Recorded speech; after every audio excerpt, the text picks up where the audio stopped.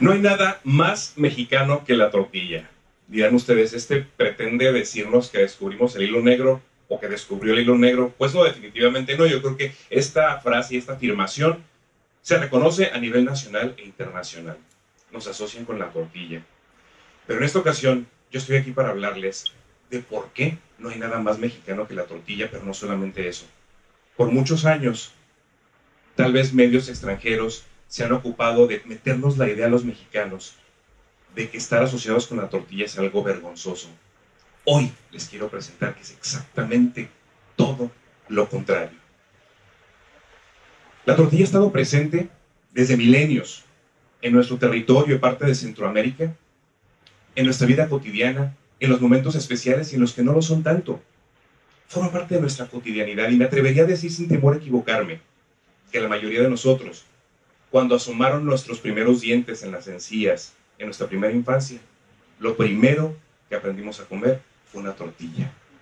En sopitas, en taquito, a veces un poquito molidita, pero al final de cuentas, aprendimos a comer tortilla casi al mismo tiempo que aprendimos a comer.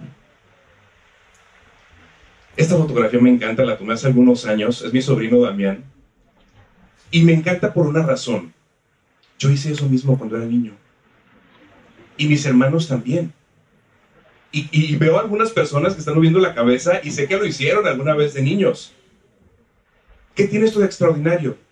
Forma tanto parte de nuestra cotidianidad y de nuestra vida que una tortilla puede ser también un juguete. Y la tortilla tiene muchos usos. Es juguete, es una máscara, pero también es plato, porque en ella servimos comida, ¿sí o no? La tortilla es cubierto.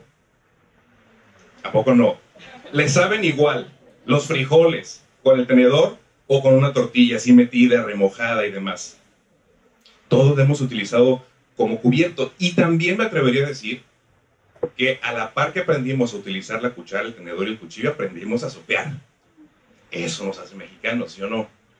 También la tortilla, ya un poquito en desuso, pero es servilleta. Todavía hay mucha gente que se limpia los dedos y la boca con la misma tortilla con la que está comiendo. Y no es nada asqueroso, finalmente es la misma comida que te estás llevando a la boca. Pero por encima de todo, la tortilla es alimento. Es la base de la alimentación de los mexicanos todavía. Y su alma, el maíz, es la que ha conformado a nuestra raza, a este pueblo que llamamos México. Durante la mayor parte de mi carrera profesional me he dedicado a la investigación periodística y de temas de comunicación. Sin embargo, hace un par de años tomé una decisión un poquito drástica. Dije que quiero desarrollar una de mis más grandes pasiones, que es México, su cultura, sus tradiciones. Y la mejor manera que encontré fue estudiando la maestría en cocinas de México, que estoy a punto de terminar en un mes. El haberme adentrado en esta maravilla que son nuestras cocinas, me abrió los ojos a muchas cosas que yo pensaba que eran lo más normal del mundo y no lo son. Por principio de cuentas, no sé cuántos de ustedes sepan que la cocina tradicional mexicana fue la primera del mundo que en noviembre del 2010 recibió el nombramiento por parte de la UNESCO como Patrimonio Cultural Inmaterial de la Humanidad. Lo que quiere decir es que nuestras cocinas tradicionales ya no solamente son nuestras, le pertenecen a toda la humanidad. Pero los mexicanos tenemos la responsabilidad y la obligación de cuidarlas, preservarlas, documentarlas, difundirlas. Porque ese nombramiento no lo pueden quitar. Y no lo podrían quitar si ponemos en riesgo nuestras cocinas tradicionales. Y lo más maravilloso, en el centro de esas cocinas tradicionales reconocidas a nivel internacional, está la humilde y modesta tortilla. Tan humilde y tan modesta que nadie nos damos cuenta que es una obra maestra. Y ahorita les voy a explicar por qué. Durante muchos años se ha tratado de encontrar el origen del maíz, que es el alma de la tortilla. Pero no es hasta el siglo XX que comienzan a realizarse estudios más a profundidad y con un sustento científico. Y específicamente hubo uno, encabezado por el arqueólogo Richard McNish, que se fue al Valle de Tehuacán, que es la imagen que están ustedes viendo. El Valle de Tehuacán está en el estado de Puebla. Comenzó a hacer excavaciones. Y tratando de resumir un poco su amplio estudio, lo que pudo encontrar es que, número uno, el maíz no existía en la naturaleza. El maíz fue creado por la mano del hombre gracias a un proceso de domesticación. ¿Y saben ustedes en dónde ocurrió? Ahí, en esta zona, en el centro sur de México. Lo que quiere decir que México es la cuna del maíz. Se cree que el maíz proviene de esto que se llama teocincle, o una planta muy parecida que ya se extinguió. Como referencia, pues esa es mi mano para que se den cuenta el tamaño de las mazorcas. ¿Qué sucede? Que los antiguos habitantes de lo que hoy llamamos México buscaban y recolectaban estas plantas para comerse sus tallos.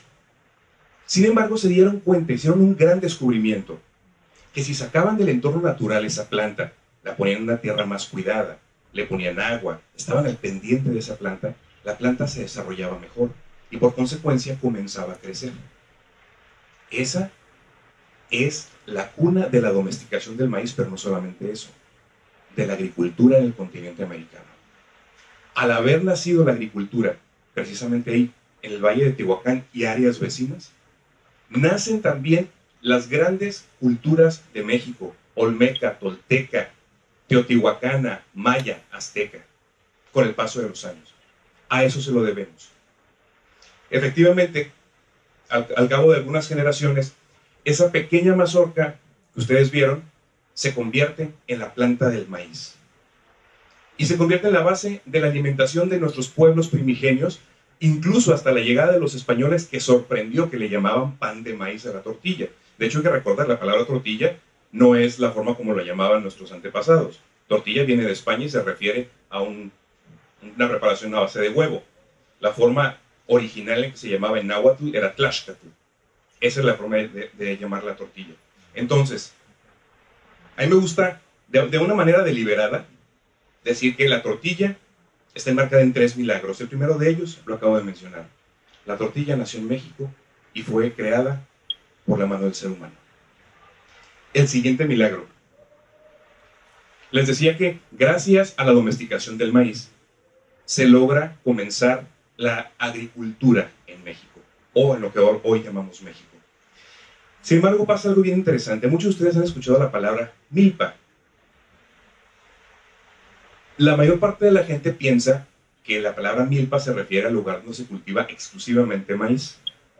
Otros piensan que la palabra milpa se refiere a la planta del maíz. Bueno, la noticia es que ambos conceptos están equivocados. Para que sea milpa, debe ser un policultivo, es decir, varias cosas, varios productos que se cultivan en el mismo pedazo de tierra. ¿Pero por qué es un milagro? Porque nuestros antepasados tuvieron la enorme sabiduría para darse cuenta de que si sembraban y cosechaban varios productos en el mismo pedazo de tierra, tenían más comida, pero aparte de todo, estaban contribuyendo al medio ambiente. Fíjense qué maravilla, ya desde entonces ellos amaban y cuidaban el medio ambiente. ¿Qué sucede? En las milpas se cultivaba lo que se conoce como la tríada mesoamericana de la alimentación, que es maíz, frijol y calabaza, lo que ustedes están viendo en esta diapositiva. El maíz es una caña, crece hacia arriba. El frijol es una enredadera. Sin embargo, para que sus vainas den las semillas que nosotros necesitamos para comer, la vaina necesita colgar. Por lo tanto, debe la enredadera enredarse en algo. Se enreda en la caña del maíz. La caña le sirve de sostén al frijol. Pero hay un pequeño problema. La caña de maíz absorbe muchos nutrientes de la tierra, como nitrógeno, lo que la desgasta. ¿Pero qué creen? El frijol, en agradecimiento, toma ese nitrógeno de la atmósfera, se lo vuelve a inyectar a la tierra. ¿Pueden ustedes creer que nuestros antepasados ya sabían eso? Y para rematar, sembraban calabaza, que es una planta rastrera. Sus hojas cubren el piso, cubren el suelo, evitando que la humedad se evapore tan fácilmente. Eso es la tríada mesoamericana, eso es una milpa, eso es un policultivo. Y no nada más eso, alrededor de la milpa sembraban plantas de olor, como el epazote, o también sembraban chiles. ¿Por qué? Porque a diferencia de los cultivos de hoy en día, en los que utilizamos pesticidas, nuestros antepasados no mataban a los insectos, los ahuyentaban, les daban lo que más les gustaba, las plantas de olor y el chile. Pues decían, déjame a mí lo del centro, y yo te pongo tu comida a un lado. Qué maravilla, ¿no? Y otra cosa, los herbicidas que se utilizan hoy en día, ellos no los utilizaban, porque dejaban que esas plantas crecieran. Las llamaron quilitl y se las comían. Hoy son los quelites que también forman parte de la cocina tradicional mexicana. Una enorme sabiduría. Tercer milagro. Con esto me voy a referir a una situación que se dio cuando llegaron los españoles a México.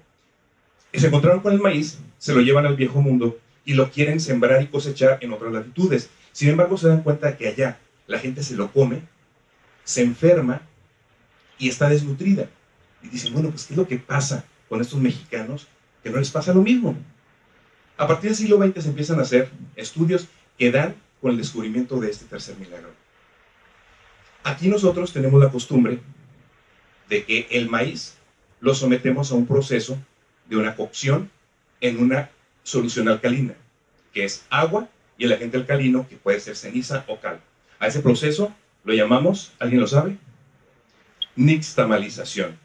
Y ese proceso existe en este territorio desde antes de la era cristiana. Y lo realizaban nuestros antepasados. ¿Qué sucede? Al nixtamalizar, ese agente alcalino le quita ciertas toxinas que tiene la piel del maíz en forma de microhongos, le quita el ollejo, que puede ser indigesto, pero además le aporta nutrientes que no tenía, como calcio, potasio y otros minerales. Y además activa ciertos agentes que tiene el maíz para que cuando te lo comas con frijoles, absorbas mejor las proteínas que tiene el frijol. De manera que una tortilla de maíz nixtamalizado es más nutritiva que si te comes el maíz en tu estado natural. Es el tercer milagro. Fue descubierto por nuestros antepasados hace miles de años aquí, en este territorio. El maíz creado en México por manos humanas. La milpa, la nixtamalización. Sin embargo, bueno, ahí incluí esto para que se den cuenta que no es nada fácil, como hacían las tortillas las señoras hace tiempo. Dejé sangre, sudor y lágrimas en ese ejercicio, de moler en metate. Pero al final de cuentas, la nixtamalización también le da al maíz la versatilidad que requiere para poder hacer tortillas, tamales, pozoles y demás. ¿Tienen hambre? Nuestra tortilla está amenazada por la industrialización. Aquí les puse lo que es tortillas de paquete que se venden en supermercados y tiendas de autoservicio. Abran ustedes un paquete y huélanlo. Nomás con eso les digo todo, se los dejo de tarea. Pero no solamente eso, una tortilla que se precie de serlo tiene un solo ingrediente, se llama maíz. Esto es lo que ustedes pueden leer en la parte de atrás de una bolsa de tortillas industrializadas. Harina de maíz nixtamalizado, ácido propiónico, goma celulosa, goma guar, ácido benzoico, ácido sórbico, ácido fumárico, ácido fosfórico, enzimas, saborizante idéntico al natural. ¿Los mexicanos nos merecemos eso? Cuando tenemos a lo mejor la tortillería más cerca, yo los invito a que dignifiquemos nuestra tortilla porque además hay otra amenaza. Se llama maíz transgénico. Que el maíz transgénico ya está aquí. Nos lo estamos comiendo. Porque México no ha sabido ser autosuficiente en la producción de maíz. Y hemos tenido que estar importando maíz de otras partes del mundo. Mucho de ese maíz es transgénico. Pero lo peor, se pretende sembrar en México maíz transgénico. ¿Por qué eso sería lo peor? Porque aquí, donde nació el maíz, podría morir. Sucede que la semilla de maíz transgénico está diseñada para que la plante el agricultor de una caña con mucho maíz, pero si ese maíz tú lo quieres sembrar, ese maíz que dio tu caña, no va a dar fruto. Entonces, esas plantas de maíz estéril también tienen polen que puede volar a las plantas del maíz natural. Más de 60 variedades de maíz criollo que existen en México y que están en peligro, están en grave peligro. ¿Saben por qué? Porque las compañías transnacionales ya han estado allanando el camino, haciendo lo que se llama lobbying con el poder legislativo en este país, para que se modifiquen las leyes y pueda entrar para ser cosechado en México el maíz transgénico. Yo los invito, estemos atentos, leamos, escuchemos noticias que salgan al respecto. En nuestras manos está evitar que este país, que fue la cuna del maíz, se convierta también en su tumba. Muchas gracias.